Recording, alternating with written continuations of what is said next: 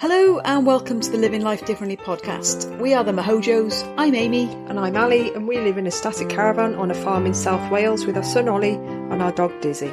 We're currently still on a year off together, waiting patiently to get going on a European campervan adventure. Not for long, we might be saying something different on the next episode. In the meantime, we decided to set up this podcast to share stories of women who are living life differently, women who are doing things different to the norm. So if you're feeling a little stuck in life or need confidence to make some big changes, then keep listening as we have some brilliant guests. In this episode, we speak with Linda Wilmott, who quit her career in the civil service to buy and run a youth hostel in Cumbria in the UK. Listen as she tells us all about her decision to leave her career and how she decided to do something completely different. Enjoy. Hello everyone, and welcome to the latest edition of the Living Life Differently podcast. We're delighted today to have a lady with us called Linda Wilmott. Linda, welcome. Thanks for joining us. You're very welcome. It'd be great if you could tell our listeners a little bit about yourself, where you're from originally, and the key thing is what you're doing in life right now. Okay, well, I'm originally from South Yorkshire, but 24 years ago, I met my now husband, Neil, and lived in Gloucester for 15 years. And we moved up to Alston in 2014 to own and run a youth hostel, which is situated directly on the Pennine Way. And it's predominantly a backpackers sort of cyclist hostel. And that's the key thing, isn't it? So I think I came across your story via Twitter. And I think there was a lady on there asking about, has anyone else kind of stopped their current life and gone to live a completely new life somewhere else? And I saw your response to her and I was really interested because I think you said you'd left a long career in the civil service to go and buy and run this hostel. And I thought, wow, that's epic. Can you tell a bit about that? Yes. Well, as I say, I worked for the civil service for 15 years, and it started off. It was a lovely job, great job, really enjoyed it. But then, sort of with also the red tape and bureaucracy, it just got more and more. And I was finding I was really stressed. I could sort of tell sort of from my Facebook posts that it was kind of like, oh, another bad day. And I just thought, this is just not how to live. And in 2012, they were offering sort of voluntary exit schemes. And so obviously they put it out and sort of said, would anybody like to take up this offer? And I put my hand up straight away. I knew I was sort of financially relatively secure. My husband has his own business, so, we were okay on that sense. And also I'd inherited a bit of money sort of a few years previously, which I'd put to one side because I knew I wanted to use this money to change my life. I had no idea how or where. And it just seemed as though fate was sort of just stepping in and sort of saying, look, life is too short. You're 48, you need to sort of crack on and do something. So when I put the request in to join the voluntary exit, it was accepted, and so I had no regrets, but I didn't really know what I wanted to do. I just knew I didn't want to go back to office work, so I spent a few months just relaxing and just enjoying life, and then I took up the opportunity to do 6 weeks voluntary service with the Scottish Youth Hostel Association, and I travelled up to Stirling and worked there for 6 weeks, and it was just the most fantastic time. I really enjoyed the work. I realised I enjoyed meeting people and just hostel life, basically. My husband and I are both very, very keen walkers, so we'd stayed in hostels, and so we knew sort of what we expected from hostels and what we liked from hostels. So it kind of sort of sowed the seed of what I would like to do, but I didn't really think it was particularly possible. So I took a part-time job in it was a sort of a flea market antiques place, sort of running the cafe for them. It was only sort of 30 hours, no, sorry, not 30 hours a week, 3 hours a day, sorry. And it was great. Again, as I say, interacting with the public. But unfortunately, it just wasn't a living wage. So I thought, no, I really do need to sort of get real now and start, looking for a job. And I applied for a few. I went and I had no interest whatsoever. So consequently, I didn't come across in the interviews particularly well. And I didn't get the job. So I thought, right, I really, really need to sort of start thinking about what I do want to do. And then I thought, well, how about, sort of looking for a business to run. So I was speaking with my sister, who was also sort of very disenchanted with her work. And it sort of started off as a bit of a joke at first. And we sort of, we were looking for hostels. And but then it started to sort of get serious. And we travelled up to look at one in Fort William. As I say, it was a bit of a pipe dream, really. But I thought, well, if you don't do it, you're never going to sort of change your life. So we travelled up to Fort William and had a look at a fantastic hostel there, spectacular views, and it was just, we loved it. But then we thought, no, Fort William, it's a little bit too far, and also the hostel accommodation for us to live in wasn't particularly right for us. So we sort of drew a line under that. And I mean, hostels don't exactly come on the market that often, but just by chance, my sister found Alston Youth Hostel. We'd no idea where Alston was.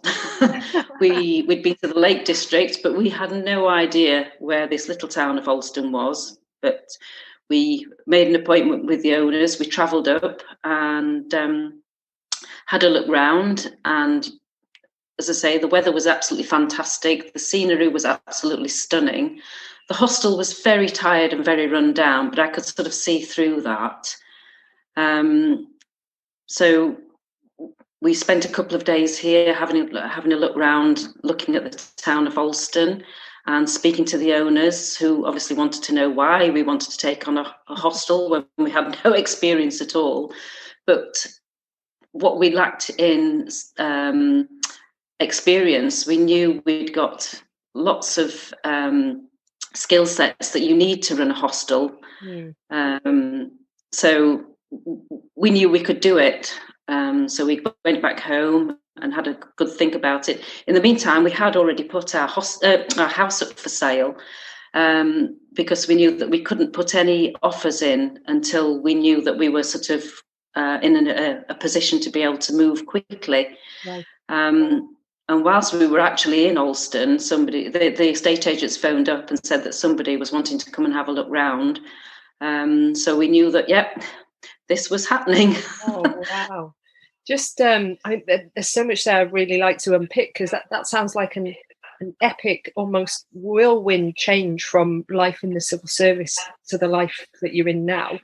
Just going back to when you left the civil service, when the voluntary exit opportunity came, was it something you jumped at straight away, or was it something you took your time with deciding? Because obviously a 15-year career is quite significant, isn't it?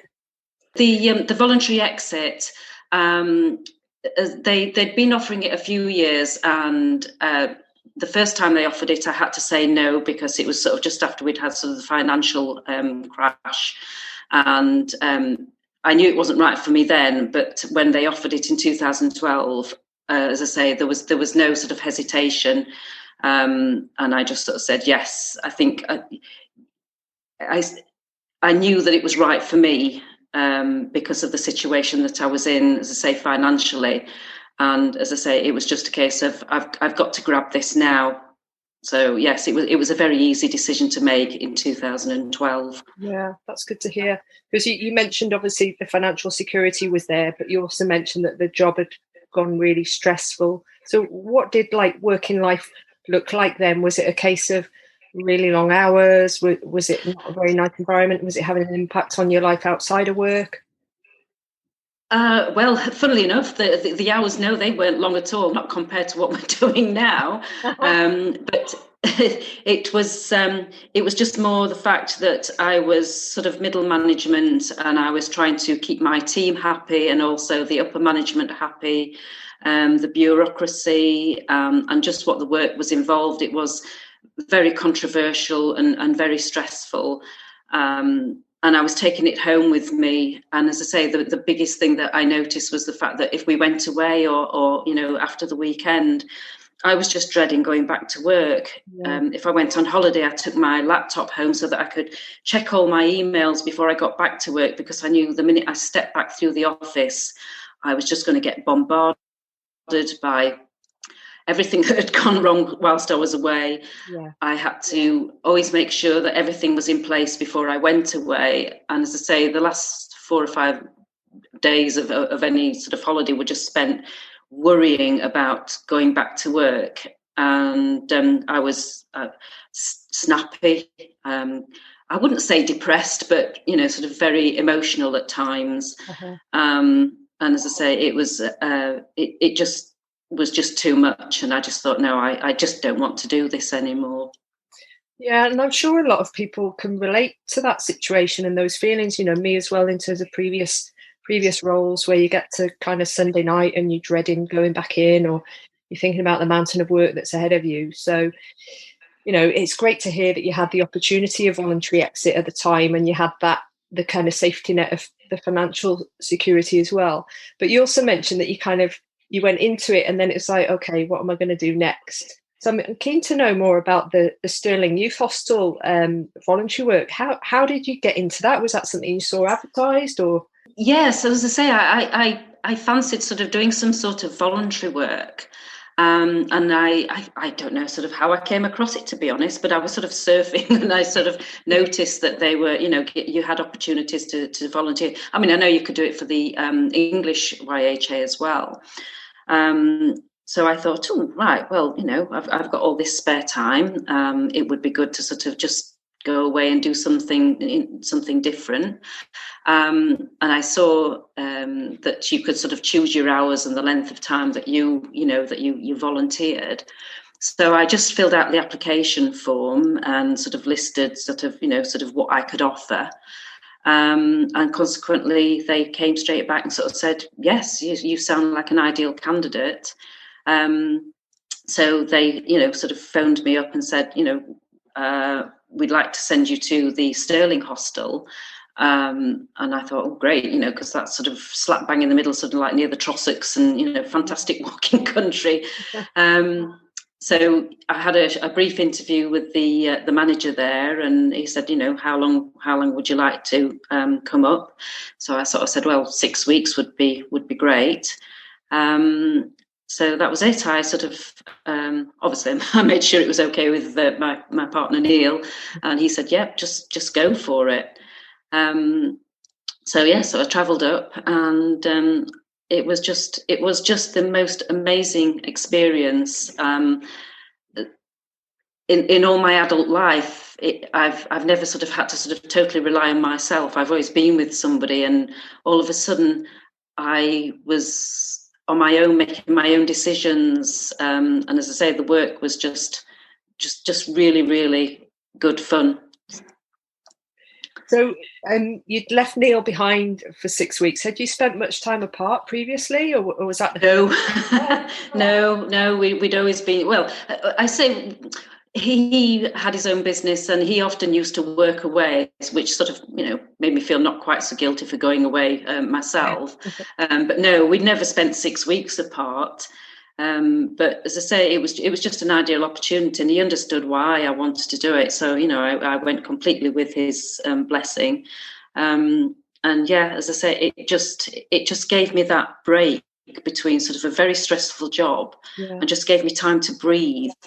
And as I say, whilst I was up there, I had so much time off. I mean, you were only doing sort of 30 hours a week. So in between sort of doing everything in the hostel that the full-time members of staff were doing, sort of greeting guests, cleaning, reception work, cooking, I just sort of went out and did lots of walking, which was another sort of revelation for myself as well, because I'd never gone walking on my own. And at first I was a little bit nervous about doing it, but then, I realised I was perfectly safe. And as I say, it just enhanced the whole experience completely. Oh, what a fantastic opportunity. It sounds like that was a real eye-opener for you personally on lots of levels. Oh, yes. It made me realise that I could do whatever I put my mind to. It also gave me a massive confidence boost, because even though when I was working for the civil service, obviously I was interacting with the public and my staff and everything, I was still sort of quite shy. But working in Stirling at the hostel sort of made me talk to strangers quite easily. And when I was out walking, I found myself striking up conversations with other people that I was just passing. And I thought, wow, where's this confidence come from? And obviously that sort of helps me enormously with running this Stirling Youth Hostel, because obviously you're a front-facing person, and interacting with the guests is just the be-all and end-all. Yeah. So yes, it was a very good learning curve. Yeah, it sounds like you almost empowered yourself without realising that was actually going to happen. Was there a seed sown when you're at Stirling in terms of, you mentioned earlier about a pipe dream. So where did the seed sow for that pipe dream? Was it while you're at Stirling thinking about? I think so, yes. I'd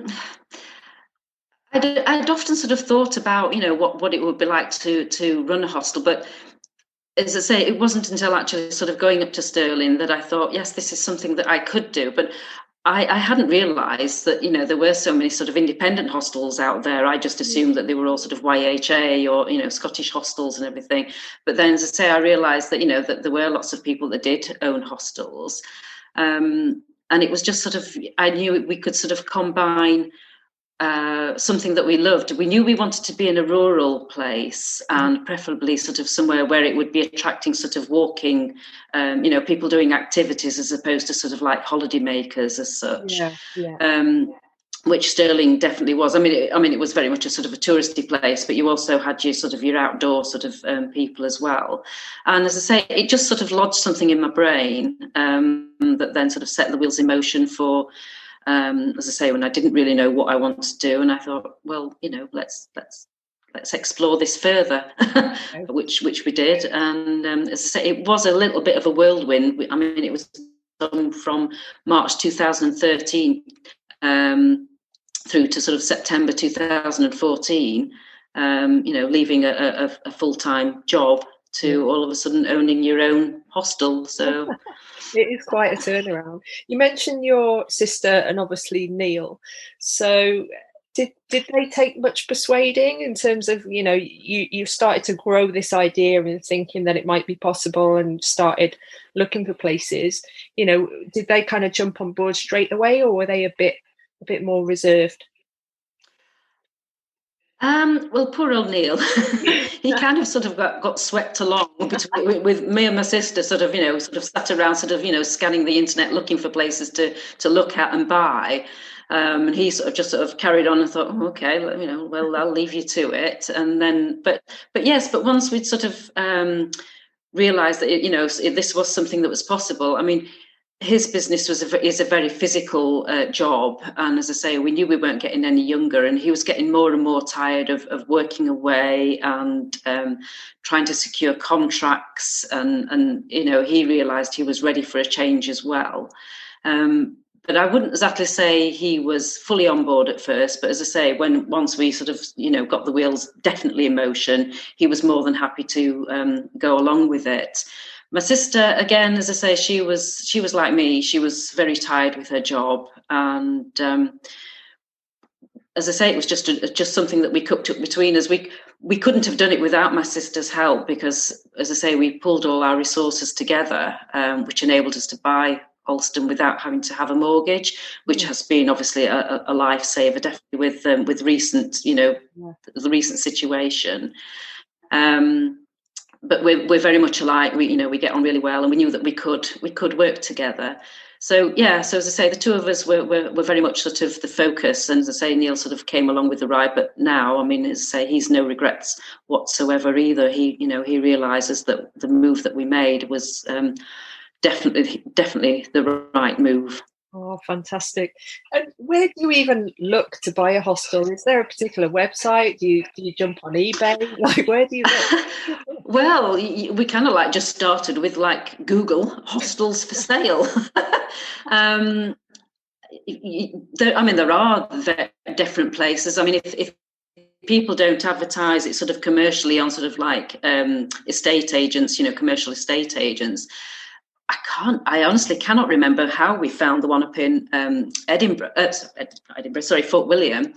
And Alston was very ambiguous as well, because the three people that owned it beforehand, I think two of them definitely wanted to sell and one of them wasn't so keen. So they didn't advertise it particularly well. And as I say, we just literally fell upon it. But I mean, there's, the independent hostel, they have an area where they'll members can put their hostels up for sale on there. But no, it is a case of sort of just a Google search, really. Yeah. And can you give listeners a bit of an idea about the hostel network and who generally uses them? Especially if people are listening outside of the UK, they might not be aware of, what hostels are for, where they are, and kind of who the general clientele is. Oh, wow. Hosteling is just so diverse. You have your inner city hostels, which will cater for, I mean, hostels are for everybody. I mean, even sort of the YHA and Scotland hostels, they will, you don't have to be a member or anything like that. Anybody can stay in a hostel. I mean, ours is very much, as I say, a rural hostel, which is designed really for sort of walkers and cyclists. But again, we have family stay, we have school groups. So as I say, hosteling really is for everybody. We have family groups that will hire the whole place. We have events that take place and hire the whole hostel, to sort of run sort of walking holidays or cycling tours. We have lots of overseas visitors as well. And the hosteling network, I mean, there's the International Hosteling Network, which basically covers the whole world. It's a huge network, which, as I say, is so diverse. The English YHA, I think they have about 140 hostels in their network, including us. Even though we're independent, we actually franchise to them. Okay. And same with the Scottish YHA, they also sort of have some independent hostels amongst them as well. Mm-hmm. But the Independent Hostel Guide, you go onto there, and as I say, you name it, they're just in such unique locations as well as sort of city centres. It really is a terrific network. Yeah, we've both Amy and I have stayed in different hostels at different times during our lives and different locations. So I remember my very first ever youth hostel experience, I think, was in Llangollen on a school trip. Really wet, windy, probably not the best first ever experience of a hostel, because I just remember it being so wet and cold. We were doing outdoor experiences and stuff. I think it was Llangollen. But then, as we've grown up and, adult adventures and stuff, we've stayed in city centre ones in Manchester, and then, out in other ones in the Lake District and stuff like that. And it's really interesting. They're interesting little community hubs, I think, because you meet people from all walks of life, don't you? Like you've alluded to, people from different countries doing different things. It must be quite nice to be around that hustle and bustle of people. It is. I remember one evening in particular, I sort of looked around the dining room and sort of people were sitting around, and I realised we had somebody from New Zealand, Australia, Japan, Germany, as well as all the English ones. And I thought, wow, you've got a little League of Nations going on in our hostel here. Yes, it is fascinating. You meet some fascinating people. And it just sort of really sort of brings people together. It's a very, very communal sort of way of living and holidaying together, and you listen to people's experiences. It is a terrific sort of environment to be in. So yeah, hostels are. A lot of people have sort of preconceptions about what staying in a hostel is. And like you say, often it'll go back to sort of their school days where they remember sort of drafty dorms, or sort of the older generation will remember the YHA where you had to do a job. All accommodation was in shared dormitories. Lights were out by 10 o'clock, and you couldn't even drive to them. You had to walk or you had to cycle. But as I say, obviously, it's nothing like that now. I mean, you'll get en suites, there's private rooms, there's internet. It's totally changed from what it used to be. But as I say, people who haven't stayed in hostels before, some of them can sort of think, I'm not staying in a hostel, and have, sort of very sort of bad thoughts about what it's going to be like.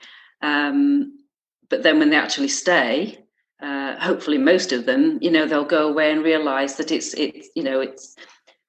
not sort of cold water in the taps only, and it is very nice to be able to sort of turn around people's ideas of what staying in a hostel is like. Yeah, and just in terms of Alston Hostel, give us a bit of a picture of your location. Like, what can you see out the window? What's in the vicinity? Because you're in Cumbria, aren't you?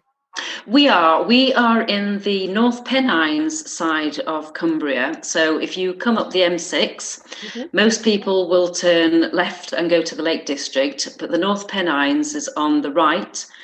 And Alston is about 1,000 feet above sea level, and you approach it coming over the Hartside Pass, which is a famous road which is very popular for motorbikes and drivers. And Alston is about 20 miles from the nearest sort of town of Penrith, about 30 miles from Carlisle, or Newcastle. It's about 45 miles. So we are literally stuck in the middle of the fells. It's a very small community of only about 2,000 people. And looking out of the windows, all I can see are trees and fells and greenness. Wow. And just below the hostel, we have the River South Tyne, which is, it joins up with the North Tyne about 15 miles away and becomes the Tyne River that eventually flows through Newcastle. So as I say, we are incredibly rural. And when it snows, we often get cut off because the roads going out are very high roads. Particularly Hartside and the road that goes over to sort of Middleton in Teesdale often get cut off in the snow. And as I say, in 2018, when we had the famous Beast from the East, we were literally cut off for 7 or more days because every road out of Alston was blocked. So it can be a very difficult, harsh life up here. But the beauty and the secluded environment just makes it so relaxing, and a complete contrast to this very sort of busy touristy side of Cumbria over in the Lake District. Yeah, I can imagine. And I'm pretty sure I might have cycled over Hartside Pass. Is that on the coast-to-coast route, Whitehaven? That's right. Yes, that's right. Yeah. And we're about halfway. So we tend to get a lot of groups that are doing it for charity and use us as the base halfway. Yeah, I seem to remember lots of switchbacks on the way up, and then such a long downhill, exhilarating downhill the other side. Absolutely brilliant. Yes. That's all coming back to me now. I was in 1999. My legs are still aching from that climb. Yes, yeah, we have a lot of people doing the coast to coast. I would say it's probably about sort of 60% of our income is from people doing the coast to coast. Fantastic. Don't tell Amy because she's gone in the other room, but I think we'll do that one day as a family. So. Get yourself an electric bike. I think that's the future. Definitely. Just going back then to, obviously you've done your Googling, you've been to look at Fort William.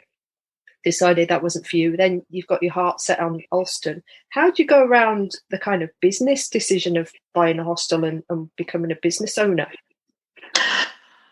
Well, again, as I say, it was all, we sort of sat down and wrote a business plan, which none of us had ever done before. Again, we had to sort of Google, how do you write a business plan? Knew what we wanted to do, but, sort of trying to sort of make it formal, because obviously we had to have something to present to bank, not because we needed the money, to buy the hostel. We knew we had the finances to do that, but obviously setting up business accounts. Speaking to the current owners, they were able to sort of give us an insight into sort of what it involved. But it wasn't really until we actually took over that's when we really learned sort of, what you had to do, and sort of setting up new contracts for utilities. Everything had sort of gone from domestic utilities to suddenly business utilities, right. Having get insurance, business insurance. It really was the most steepest learning curve from day one when we took over. Up until then, as I say, we sort of like bumbled along, but as I say, we had sort of got the skills to be able to know that we could do it. And also we had to sort of sign a contract with the YHA because, as I say, we were going to continue as a franchise with them as the previous owners had. So it was entering into sort of knowing how they worked and taking up their systems as well. So, yes, it was a lot of things that we had to take on board very, very quickly. I bet. So you had a bit of a handover from the outgoing owners. What was it like when you were first left to your own devices? Oh gosh, like swans swimming, I think. We had to portray a very calm, very professional image to the guests as they were checking in that night. Because what it was, as I say, we moved in before the other owners. Well, actually, before the hostel actually being sold, we moved in for a couple of days beforehand and sort of ran it sort of jointly with them. And it literally was a case of on the Monday, on the 1st of September, the previous owner sort of said, "Oh right, our solicitors said, that's it. It's now yours.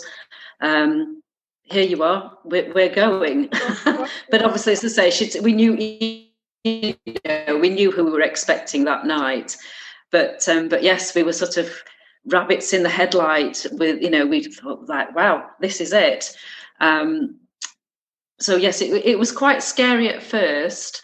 But as I say, we soon sort of got into the swing of it. As I say, the main thing was just making sure that we had everything in place to make sure that the electricity wasn't suddenly cut off and the internet was working, and that we could sort of get into all the systems that we required to be able to see who was arriving apart from anything else. So yes, it was very scary. But as I say, we muddled through, and as I say, we put on a very good show to our very first guests. But the following weekend was our first exclusive hire booking, and we had a group arriving who we were catering for. I mean, previous jobs I had done catering, so I was very much the cook. But then they sort of phoned and sort of said, "Oh, we've got an extra person coming and they're a vegan. Is that okay?" And I was like, "Oh, okay." I'd never had to cook a vegan meal before. So there was little things like that were sort of suddenly thrown at us, but you just had to sort of keep calm and carry on, basically. Yeah. How exciting, though, as well as what must have been petrifying. I can imagine that there was a part of you that was really excited about getting stuck into this new life in, being a business owner and a hostel owner. Yes. We didn't really sort of think about too much about what we were. It was just a case of, well, we've sort of made our bed now, and we just need to sort of crack on and make this work. And I feel as though, sort of seven years on, we've definitely made it work. And we're very proud of what we've achieved and what we've got. So it's definitely paid off. Brilliant. And can you give us a bit of an idea about how big the property is? and what kind of rooms there are and stuff, and then what you do day to day, week to week, because you did allude to the fact that hours are very different, working hours are very different now to what they were in the civil service. So give us a bit of a picture of what it's like. Yeah. Well, the hostel, we have 7 bedrooms. We sleep a maximum of 30 people, as I say, within 7 rooms of different sizes.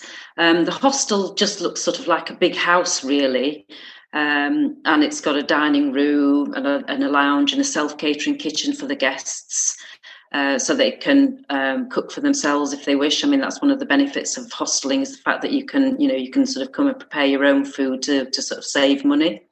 We have a lovely drying room for the horrible wet weather sometimes that we get, and bike storage for 23 plus bikes, because, as I say, with being on the coast to coast route, having bike storage obviously is an essential thing that people look for.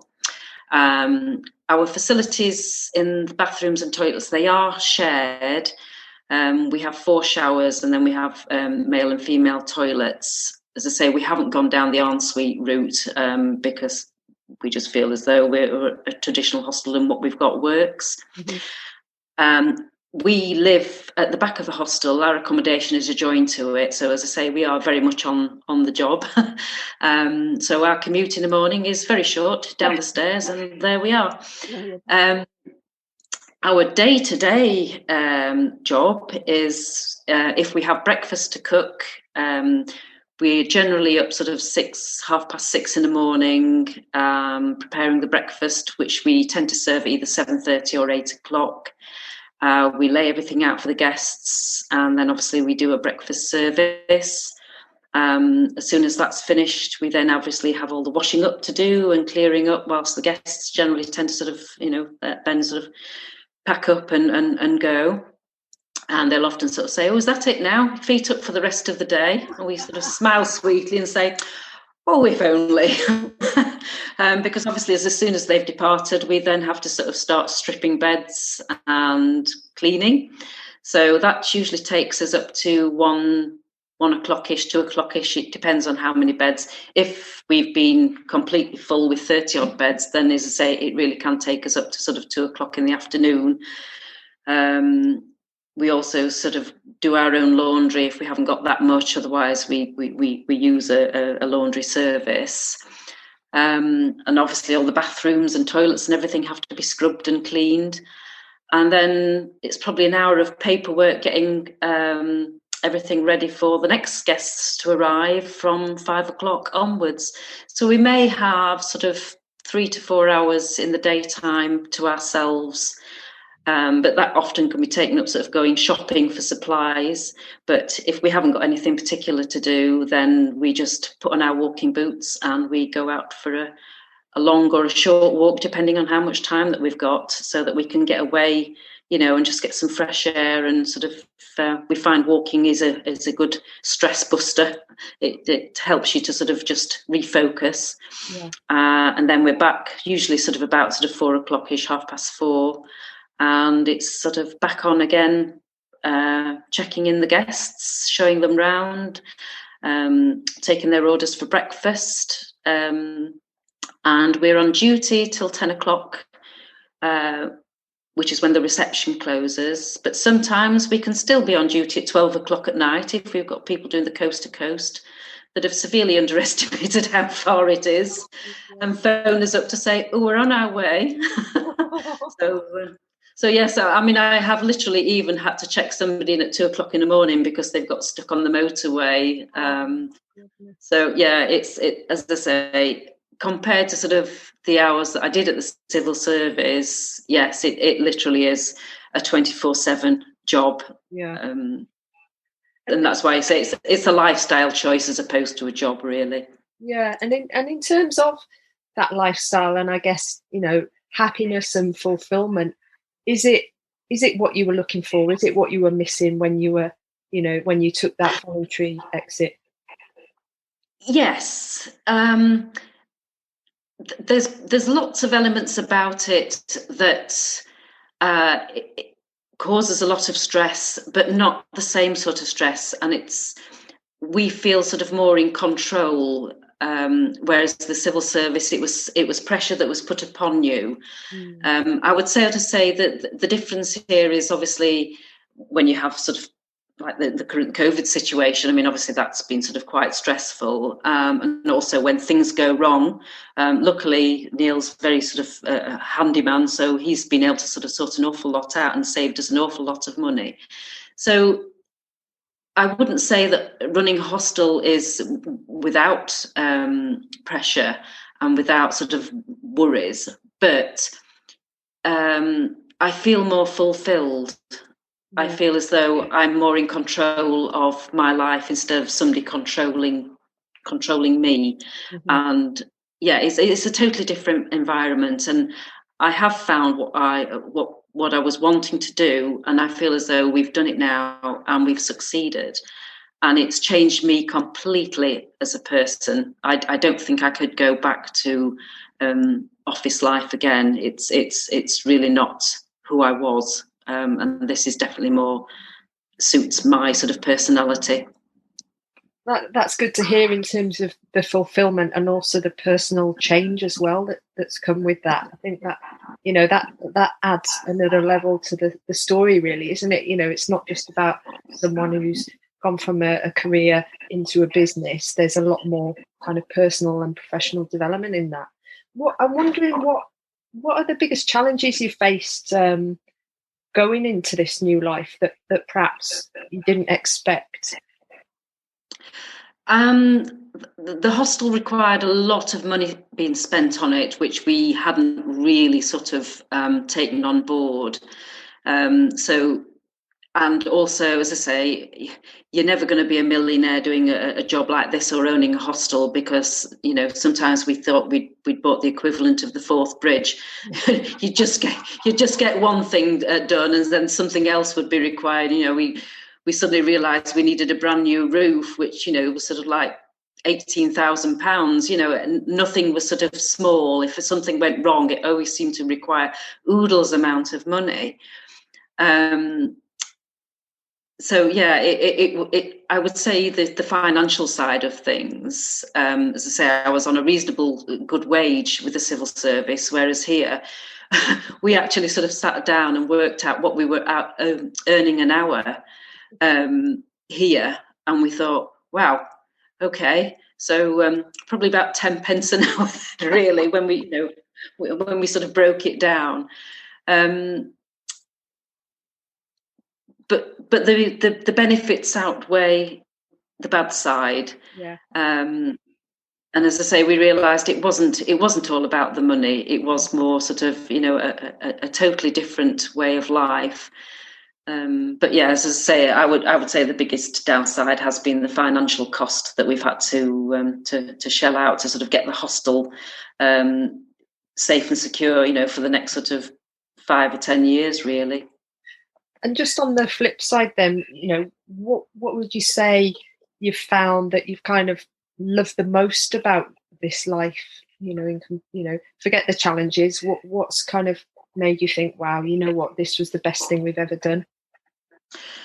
Definitely where we're situated. I mean, I've always loved sort of being in a rural sort of area. I mean, Alston is about as rural as I would like to get. I wouldn't want to sort of be away from any facilities. I mean, Alston's got sort of great facilities, so, you know, we've got it on our doorstep. But as I say, when I look out of the window and I see the wildlife and the countryside, and definitely, as I say, over the last sort of 14 months, just being sort of, you know, away from it all and being able to sort of walk from our doorstep, which, as I say, walking is our biggest passion. Yeah, that has been the biggest benefit of doing this. And as I say, it's just a total change of direction. So I would definitely say moving to Alston and getting to meet lots of people, make new friends, living in a small community, and getting involved, you know, sort of within community life, really. Yeah, it does sound like, you know, obviously the running the business side, it sounds like it can be quite challenging, and the long hours and, you know, the constant work. But yeah, the flip side sounds brilliant in terms of what you've achieved and how much you're enjoying yourselves. Yes, definitely. Yes, as I say, we've had a lot of hard times, but by and large, we've definitely enjoyed what we've done and the decision to sort of do what we're doing. Yeah. And is it just yourself, your sister and Neil running the place, or have you got other help? No, there's just myself and Neil now. A couple of years ago, my sister decided that she couldn't quite settle. She didn't particularly like the weather up here, which can, as I say, can be very challenging. So she moved back down south with our blessing, and we knew that we could manage. We knew it was going to be hard work running it with just the two of us, but we knew we could manage. And we have a good friend who lives in Alston that when we need help, when we've got really big groups, say if we do an evening meal for a school group and then we've got breakfast the next day, she will just come and basically sort of do the washing up for us. Okay. And then we've had other people come in and sort of help us make beds if we've got to do a very quick turnaround. But no, as I say, it's just me and my husband really. We make a great team. We get on really well. So yeah, it's just the two now. You mentioned obviously there's sometimes a little bit of time in the day for you to get your walking boots on and go out. Do you have time at all to kind of lock the door and say, right, we're going on holiday for a week? If we're going on holiday, we have to go in the winter. Obviously, between sort of like March and I would say towards the end of October, we can be incredibly busy. I mean, September, even though the children have gone back to school, that tends to be when we are at our busiest because the adults will think, right, okay, the children have gone back to school now and, you know, we'll get lots of Pennine Way walkers. So, yes, our season is very much sort of March to October. So we tend to sort of go away in February and have a couple of weeks away. And we go down south and we go walking ourselves. But holidays and time off in the summer is pretty much no. We can't really do that. If we have somebody that hires the whole hostel for a couple of days, then obviously we just hand it over to them, and that will give us plenty of time to go off. But we won't sort of stay away. We will always be at the hostel. But it does give us a bit more time off to sort of carry on, go out walking and enjoy ourselves. Good to hear. What advice would you give to anyone listening that might be inspired to now, you know, look at buying a hostel or maybe another hospitality business? What do you think they should know before they dip their toe in the water? Do your research and know that running a hostel, as I say, is definitely a 24/7 job. It's not something, I mean, I think a lot of people will sort of take on bed and breakfasts and think, oh, you know, once the guests have gone, that's it, you know, we'll have all this time to ourselves until they turn up. No, it's not like that at all. You literally are living on the job. And as I say, you have to be a people person. You've got to sort of accept that people will turn up that may not be very nice. And when it's your own business, obviously, you know, you want to make sure that they go away happy, and, you know, that they may have problems, you may have conflicts. There's a whole host of things that sort of you have to bear in mind. So as I say, don't go into owning any business, and certainly not a hospitality business, with sort of rose-tinted glasses. Accept that it's going to be very hard work, day in, day out, and that you won't have lots of free time, and, you know, there'll be so many things that are thrown at you. Yes, as I say, we were very, very naive when we sort of took this on, and we've learned so much now. I would never say don't do it, not at all. I would encourage anybody that really wants to do it, that it can be a very good way of life, but it is very hard. And as I say, you have to know what you're taking on, really. And certainly as the financial side, don't expect to sort of, you know, think that you're going to make lots and lots of money, because you're not. Yeah, 10 pence an hour, you said. Yes. Might not even be that now, but yeah.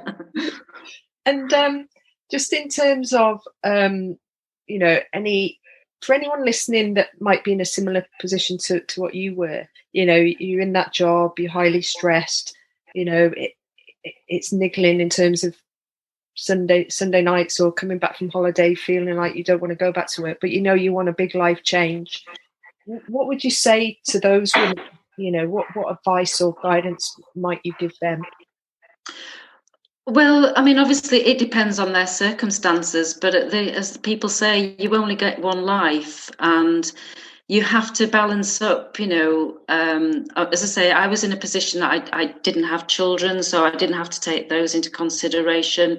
I was very much more sort of, at liberty to sort of make this sort of life-changing decision. Obviously, everybody's got other reasons or, you know, sort of things that would sort of get in the way of being able to sort of make such a life-changing choice.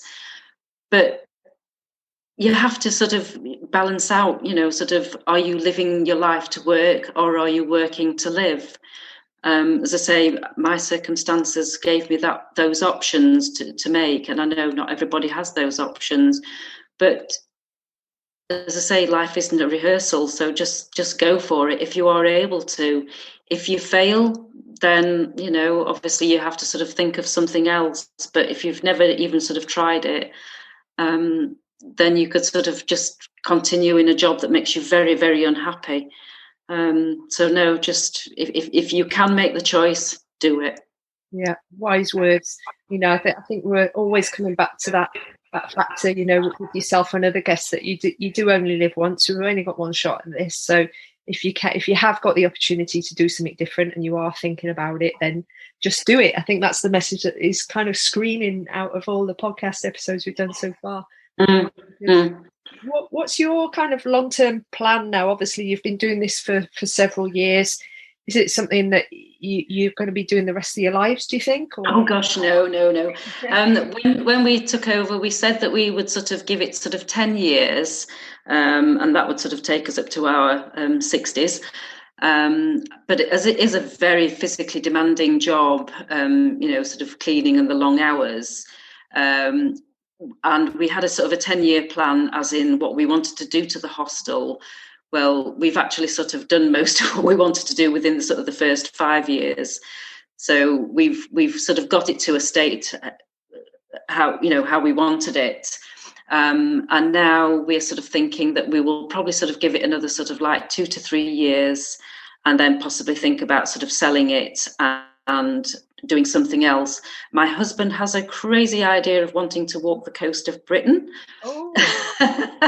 Yes. So so that's, you know, that's an even more bigger life-changing thing if that goes ahead.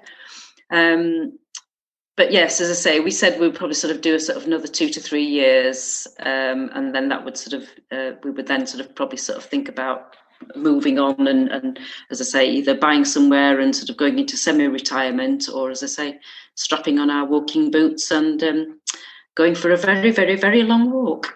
That is so exciting. And I remember following a lady who was doing that. I think she was doing it solo and left her husband at home. So that might give you some ideas as well. But well, it could be Neil going off on his own and leaving me at home. But yeah, no, as I say, that's just sort of another sort of little pipe dream, because before we did this, I mean, long distance walking is what we did. As I say, that's what sort of put us into a hostel environment. And whenever we did a long distance walk, we would always sort of say, oh, we don't need to go home and, you know, watch television sort of 7 hours a night. We've managed to live for 2 weeks with just what's on our backs and everything. So as I say, that, you know, that sort of made us realise that, you know, there are other things to do than, you know, sort of working sort of full time, you know, and that's obviously sown another seed for us for the future. Oh, you see, the seed is sown now. Linda, where can people find out about Alston Hostel? You know, you're on social media, website, that kind of thing? We are, yes. We've got our own website. It's alstonyouthhostel.co.uk. We have a Facebook page. I've got a Twitter page. you can just Google us and we will pop up, or as I say, we're part of the Independent Hostel and also the YHA. So if you just Google Alston Youth Hostel, we will come up in some form or other.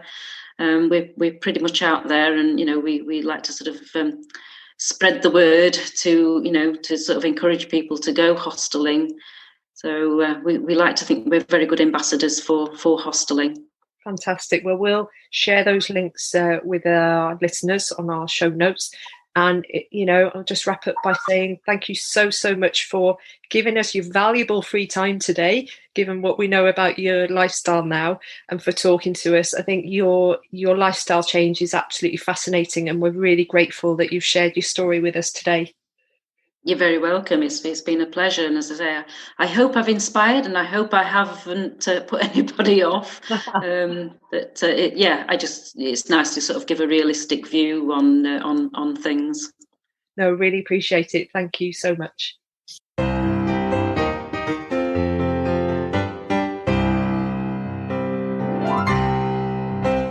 Thank you once again for listening to our podcast. We hope that Linda's stories inspired you to maybe try something completely different in your life. Again, I know I say this every single episode, but I really loved this one. I think the fact that Linda went from a job in the civil service to Googling how to buy or where to find a youth hostel to buy, with no hospitality experience between, herself, her sister and her husband, but they went and did it anyway, and they're still doing it and still loving it. I think this story is just fantastic. Loved it. For me, it's that giving up we're both in very secure jobs. We'll have a job for, as long as we don't do anything silly, obviously, we'll have a job forever. And they were obviously in that position as well. And just that giving it up and taking a leap of faith and actually enjoying and thriving in what they're doing. I know the salaries are not fantastic if you consider their hourly rate as such, but then you look at the excitement and the actual life that they get in. Yeah, it's obvious that their passion for, hill walking and being in the outdoors is a great combination with this role. And despite working all the hours, it's obvious that they're both still really, really enjoying it and like you said, thriving. So yeah, credit to them. Living the dream. Absolutely. So if you've enjoyed this episode, we'd be very grateful if you could share it with your friends and family so we can reach more people with these amazing stories. Don't forget to subscribe so that you don't miss any episodes. And if you enjoy the stories that we're sharing with you and would like to support us by buying us a coffee, then you can visit our profile on buymeacoffee.com/themhojos. The link is in the notes. You can also follow our own adventures by connecting with our website and social media channels. You can find those links in the notes as well. Feel free to reach out and say hi. We'd love to know what you think of our podcast so far and where you're listening from. And also if there's any guests that you think that we should actually have on the show. So that's it for now. Look forward to connecting with you on the next show. Take care and stay safe.